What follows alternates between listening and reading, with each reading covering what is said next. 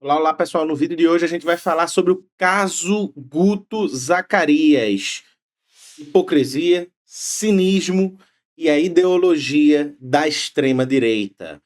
Mas antes disso, não se esquece, curte, comenta, compartilha, se inscreve, ativa o sininho e se puder, chega junto na campanha de financiamento coletivo do canal. Você pode estar fazendo isso pelo Pix, que o QR Code está aparecendo em algum lugar aqui da tela, pelo Apoia-se, que o link está aqui na descrição, ou pelo Clube de Membros, que o botão está aqui embaixo. Chegue junto, que seu apoio é fundamental para a gente manter, continuar e melhorar o trabalho aqui do canal. Simbora pro vídeo e solta a vinheta.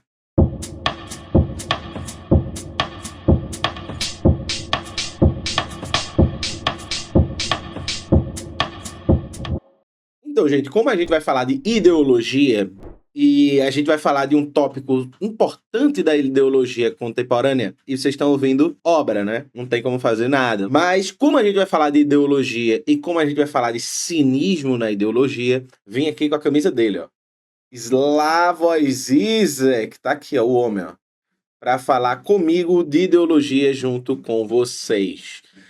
Então a gente vai falar desse aspecto importante, da qual o caso Guto Zacarias revela de maneira bem explícita, ao meu ver, e que expõe uma contradição fundamental da ideologia, mas cuja essa contradição, ao invés de se voltar contra a própria direita e contra a própria extrema-direita, que é esse aspecto hipócrita e cínico da ideologia dominante, termina sendo exatamente aquilo que dá força para essa mesma ideologia, né? Esses casos, como o de Guto Zacarias, eles também, obviamente, servem para o discurso público rigidamente anti-aborto, coexistindo com práticas privadas opostas. E isso, óbvio, revela para a gente contradições, revela para a gente antagonismos que devem ser explorados na disputa política. Porém, eles não são apenas vividos como contradições individuais, como hipocrisia, como um mero político se aproveitando das situações, mas eles são também um sintoma de uma transformação muito mais profunda na estrutura da ideologia dominante, que é esse elemento cínico da ideologia que termina fazendo com que esse tipo de contradição,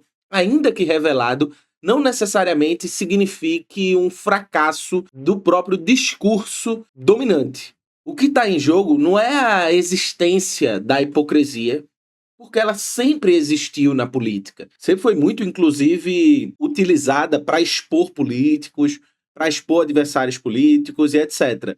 Mas é a sua neutralização enquanto escândalo por uma espécie de mecanismo cínico da ideologia. A hipocrisia ela já não desorganiza o campo político, ela não desarma sujeitos políticos, não desarma campos políticos ou pautas como a pauta do aborto, como antes. E isso indica uma mutação no processo de construção da ideologia na história recente, né, nas últimas décadas. A coerência entre discurso e prática, que é algo que sempre percorreu e sempre foi demandado, inclusive muitas vezes da própria direita, ainda que isso de uma maneira muito tênue, deixou de ser uma exigência normativa da vida pública, deixou de ser uma norma, e a política já não se estrutura mais pela tensão entre discurso e prática, mas pela capacidade que o sujeito político tem de sustentar essa dissociação. Quanto mais ele é capaz de sustentar essa dissociação, mas ele é capaz de se manter vivo no debate público, apesar das contradições entre discurso e prática. E o que vemos, portanto, não é apenas um colapso moral, como se os referenciais morais entrassem em colapso e por isso as pessoas podem falar o que quer e fazer o que quiser de maneira contraditória. Mas é uma própria reconfiguração da moral enquanto instrumento estratégico do ponto de vista ideológico, ou seja, a coerência moral enquanto aspecto central para o universo político vai sendo reconfigurada enquanto instrumento estratégico dentro do debate político e vai se desvinculando teoria e prática, né, moral e a coerência com a moral da própria vida concreta da pessoa que prega um determinado tipo de horizonte moral. A pessoa vai poder praticar uma coisa e dizer outra, porque essas duas dimensões da vida, elas foram apartadas de algum modo.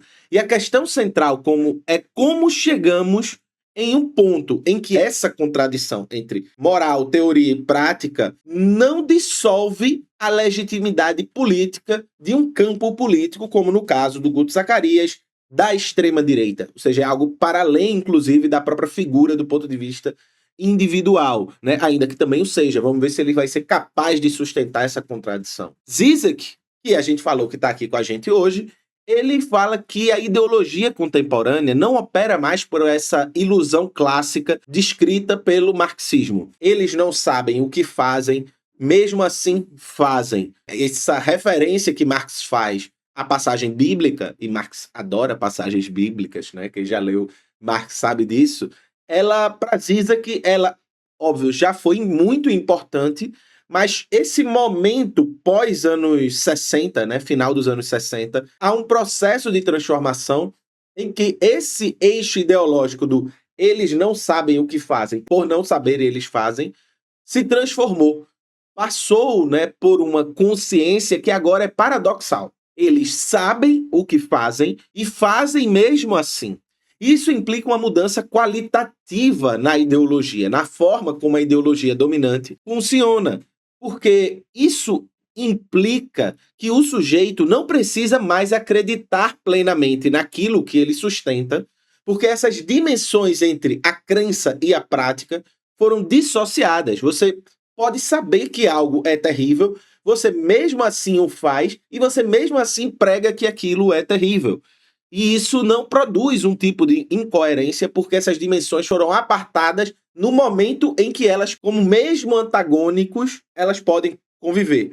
Eu sou anti-aborto, faço um discurso anti-aborto, eu minto no discurso anti-aborto, como disse o Guto Zacarias, eu exagero no discurso anti-aborto para mostrar que o aborto é horrível, mas mesmo assim eu pressiono, eu oprimo, eu coajo minha companheira para ela fazer um aborto e ainda digo que ela deve fazer o aborto porque o aborto não é perigoso, ele é seguro quando bem feito e etc, etc, etc. E isso não desarma politicamente o discurso conservador que ele tem. Esse tipo de crença que é deslocada, onde não há uma coerência interna, mas que exatamente essa não coerência interna é justamente onde habita e é sustentado pelo elemento cínico de eles sabem o que fazem e mesmo assim fazem, e todo mundo admite que essa elaboração de todo mundo sabe que as coisas são incoerentes entre discurso e prática, e tudo bem, porque sempre foi incoerente, então tá tudo certo essa incoerência. A ideologia, ela se torna performativa. Não importa se o sujeito acredita ou não naquilo que ele está dizendo. O que importa é que ele atue como se acreditasse. Então, o Guto Zacarias vai lá, leva a sua esposa, companheira da época, para dizer que ele mudou, que ele errou, por isso mesmo ele é contra. Todo mundo sabe que é uma mentira absoluta, né? Todo mundo sabe o absurdo que ele está falando, mas está tudo bem, porque essa incoerência não desmonta esse momento ideológico daquilo que ele está falando. Portanto, importa mesmo que ele performe essa crença, que ele performe de maneira incisiva o seu discurso. Essa dissociação permite ao sujeito que ele mantenha simultaneamente a adesão a esse discurso, a crítica aos discursos opositores e a reprodução exatamente daquilo oposto que ele está dizendo, mas mantendo a adesão àquilo que ele está falando. Ou seja, o cinismo não é aqui uma ausência da ideologia ou você se relacionando de maneira hipócrita com a ideologia. Pelo contrário, o cinismo é exatamente a forma como a hipocrisia é abraçada pela ideologia da forma mais sofisticada possível. O cinismo, portanto, não é apenas uma atitude psicológica ou narrativa, ou uma atitude moral do sujeito perante o mundo político, ou perante um discurso, como no caso do discurso do aborto, mas é uma forma estrutural de resolver um problema da relação da política com a verdade e com a mentira, com a contradição que ela mesma precisa sustentar para se manter. Afinal de contas, a ideologia dominante cada vez mais precisa sustentar um certo quanto de contradições, de mentiras e de superficialidades para poder existir. E a forma que ela deu conta de sustentar isso é exatamente a partir desse elemento cínico. ele permite que o sujeito se mantenha dentro desse universo ideológico sem precisar resolver suas contradições. E dessa forma tudo fica mais fácil de se sustentar. Reconhecer a incoerência de que, por exemplo, você chega para alguém da extrema-direita e diz: você é violento. E a pessoa diz: eu sou mesmo. E assumir essa violência, ainda que fazendo um discurso político, dizendo que não é violento, faz com que você esvazie a acusação de que você é violento, porque o mundo é violento. Então as pessoas entendem e sabem que é assim mesmo. Que as pessoas na política dizem que não são uma coisa e fazem outra, e tá tudo certo. Isso vai permitindo que o sujeito se mantenha dentro da ideologia, sem precisar deixar de sustentar as suas contradições ou equacionar as suas contradições. Ao reconhecer essa incoerência, o sujeito se antecipa à crítica ou neutraliza a crítica. A denúncia perde seu poder porque ela já foi incorporada ao funcionamento do sistema. Você já incorpora aquilo que denuncia, de certa forma. Isso faz com que haja uma espécie de imunização simbólica e discursiva, onde nada surpreende, nada rompe e tudo pode ser absolvido de certa forma, ou tudo pode ser sustentado, ainda que cause incômodo. A contradição vai deixando de ser um ponto de crise e se torna um elemento ordinário. A ideologia, assim, que exigia coerência, ela não exige mais. Ela exige apenas a sustentação da performance. E esse é o elemento que vai fazer uma pessoa continuar ou não coerente dentro do discurso ideológico. A extrema-direita contemporânea, ela opera o cinismo de uma maneira exemplar. Essa operação se dá menos como norma universal, como uma coerência universal, e mais como signo identitário de performance. Então, ser contra o aborto não implica necessariamente uma prática contra o aborto, mas uma posição simbólica dentro de um campo político. Portanto, dentro desse campo político, é aceito todo mundo que é contra o aborto, mas não que não faça aborto. E por isso que é comum a gente falar, né, na figura do pai de família, da extrema-direita, da família tradicional brasileira, que engravida a amante e manda a amante abortar esse filho que vai nascer. E isso não é visto como coerência. Isso não é visto como um problema político. Isso não é visto como uma contradição política ao discurso. Porque a moral funciona muito mais como uma linguagem de pertencimento político e de demarcação ideológica, onde ele marca quem está dentro e quem está fora de um certo grupo político. E não a prática. A performance é o critério da verdade na ideologia cínica, não a prática. E isso desloca sua função de orientação da ação, né? A ideologia aqui funcionando muito mais como uma partilha de valores nesse momento, deixa de funcionar como essa orientação de valores e ideias para a ação e passa a ser muito mais a demarcação de um horizonte identitário que carrega valores, mas cujas sustentações desses valores não está na prática, está apenas na própria performance. A ética vai se dissolvendo como uma forma de vida, como um conjunto de práticas, e vai se intensificando como uma pseudo-prática, como uma performance, como um mero discurso esvaziado de coerência com a ação do ser humano. O caso de Guto Zacarias não revela apenas uma incoerência pessoal. Revela, na verdade, muito mais do que isso. Revela como a lógica de uma ideologia que separa radicalmente o plano do enunciado do plano da prática e mostra como essa separação não é percebida necessariamente como um problema, porque o discurso não é exigido como verdade, mas como posição. É claro que o Guto Zacarias pode, a depender de como vai dar a capacidade dele de sustentar essa contradição dentro do seu campo político, de convencer seu campo político de maneira, a partir da sua performance, de que essa contradição não é um problema em si, né? E de quanto ele vai sustentar os ataques vindo da oposição, e tem que atacar mesmo, tem que expor essa contradição. Mas o fato é que o que vai definir a manutenção do Guto Zacarias no universo da política, apesar dessa contradição entre coerência da ação e prática, na coerência entre prática e ação, é a sua capacidade de provar performaticamente para o seu campo político que ele sustenta a sua posição discursiva apesar da contradição da sua ação. E a moral se torna, portanto, algo que não necessariamente está calcada na ação, mas apenas que se afirma como algo que se performa, que se sustenta discursivamente, narrativamente, e não necessariamente como algo que se vive, que se pratica. Essa separação, que não é percebida como um problema, é sustentada pelo meio da sua posição performática. E isso indica uma mudança no estatuto de verdade. Algumas pessoas chamam isso de pós-verdade, né? Mas eu não gosto do nome pós-verdade. Eu prefiro essa elaboração a partir da ideia de cinismo político e etc.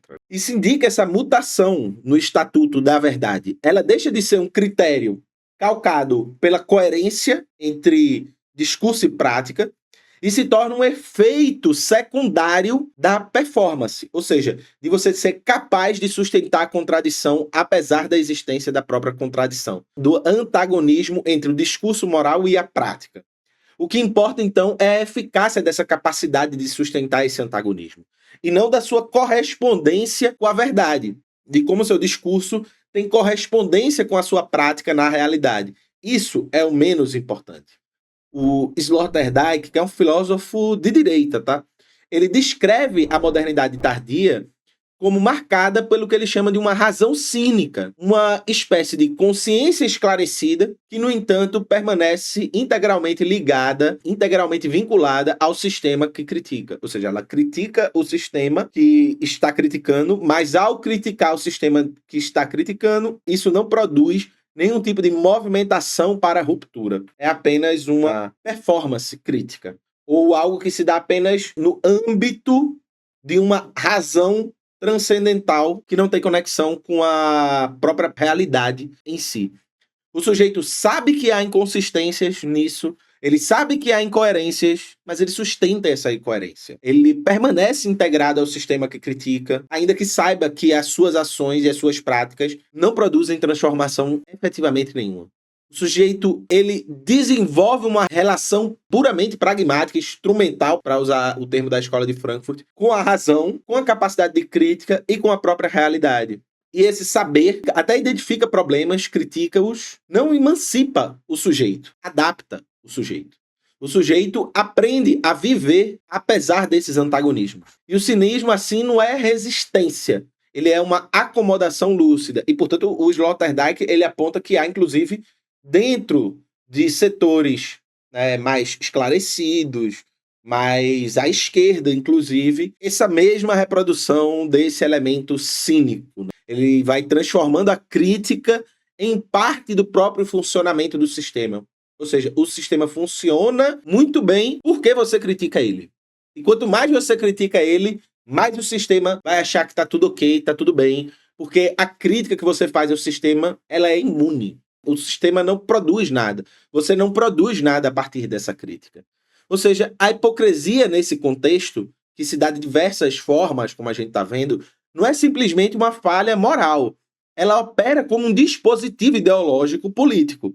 Ao sustentar as normas, as críticas no plano discursivo, cria-se um campo de regulação social que disciplina a si mesmo e aos outros como esses seres cínicos, como essa razão cínica.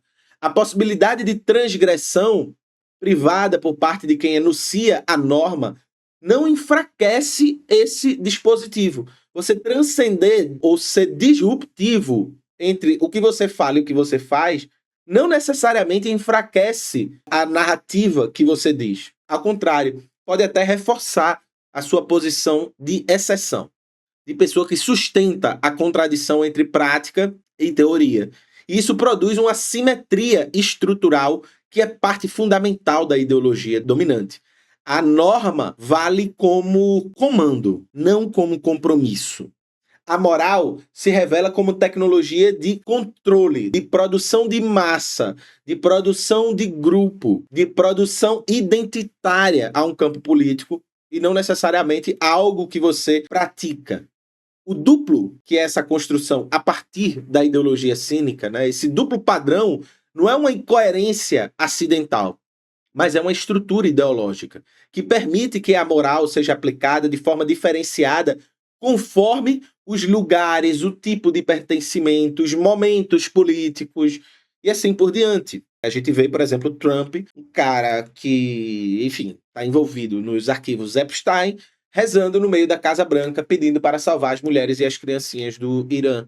Que isso não é vivenciado como uma contradição absurda, porque, ainda que isso seja absurdo, o absurdo foi assimilado pelo próprio sistema. A ação, ela deixa de ser julgada pelo seu conteúdo e ela passa a ser julgada muito mais pelo seu campo simbólico. Isso se dá também na esquerda, né? O PT, por exemplo, é um mestre em manipular simbolicamente o campo da esquerda, onde mesmo que ele fale, use o chapéu do MST, suba a rampa com indígena e faça outra coisa, essa contradição não desestrutura o campo político, porque, em última instância, a própria política, a ideologia política contemporânea funciona a partir do campo simbólico, a partir da sustentação desse campo simbólico, e não mais pela ação política em si. Isso dissolve a capacidade da política de criar universalidade e substitui o universal por uma lógica de alinhamento simbólico. O que é condenável em um adversário político pode ser justificável em um aliado político. E tá tudo bem. Você pode criticar a austeridade de Paulo Guedes. E você pode achar a austeridade de Haddad ótima, tem que ser defendida. Você pode criticar que outras pessoas façam aborto. Mas você pode fazer aborto. Há uma contradição nesses dois aspectos, mas elas não necessariamente desmontam esse campo político, os sujeitos políticos. E, portanto, essa disputa moral, política, normativa, vai se tornando muito mais performática e relacional, posicional, do que normativa em si. O próprio Adorno já mostrava que as estruturas autoritárias, elas tendem a combinar rigidez normativa de um lado com permissividade seletiva de outro. Adorno já via isso no fascismo, na extrema-direita. Hoje a extrema-direita é uma mestra nesse tipo de nuance entre rigidez normativa para os outros e, para mim, permissividade seletiva quase que absoluta.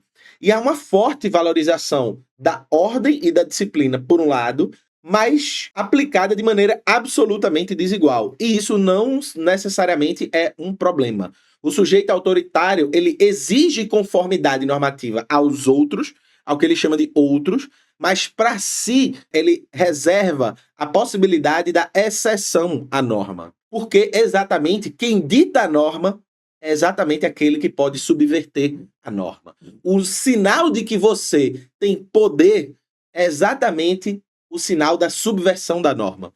E, portanto, se você está num grupo político que se vê como poderoso, como no caso da extrema-direita, exatamente o sinal desse poder é a capacidade de você subverter a norma, de maneira que isso não apareça como contraditória. Para Adorno, esse é um elemento importante. E isso revela essa relação instrumental, mas essa relação de construção de lugar de poder para com a lei.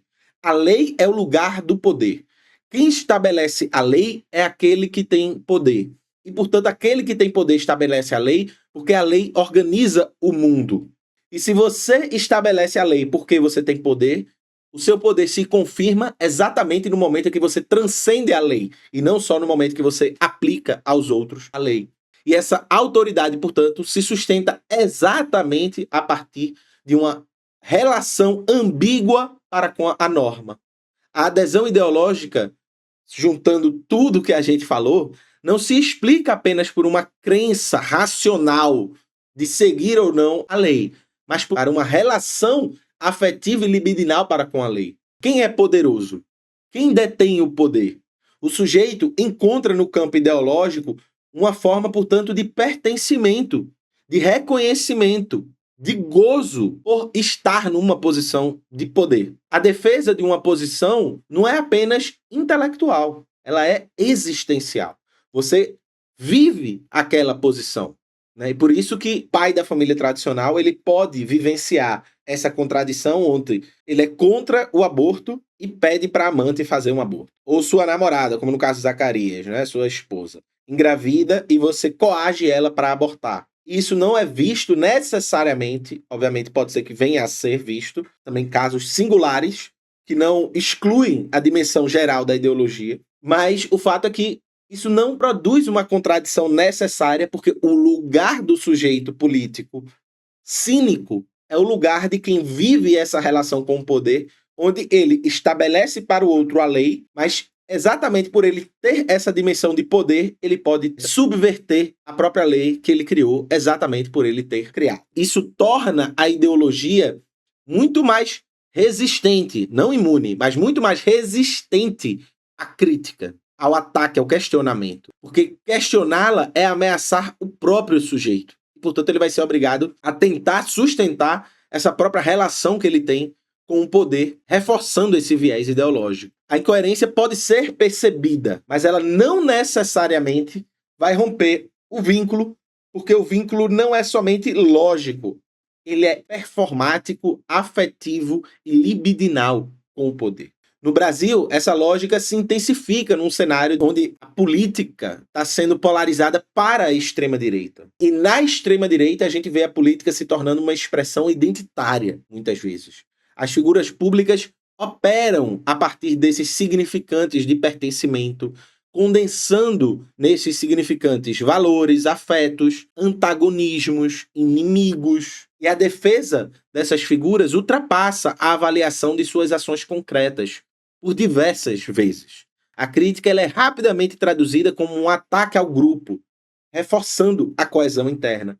A gente vê, por exemplo, o bolsonarismo, mesmo passando por tudo que passou por conta do golpismo, ainda assim resistindo e mantendo um campo político e eleitoral muito mais forte do que se imaginou. A denúncia da hipocrisia pressupõe que ainda haja dentro da ideologia algum aspecto de coerência como valor central. Mas isso já não é mais central. É importante, mas não é mais central.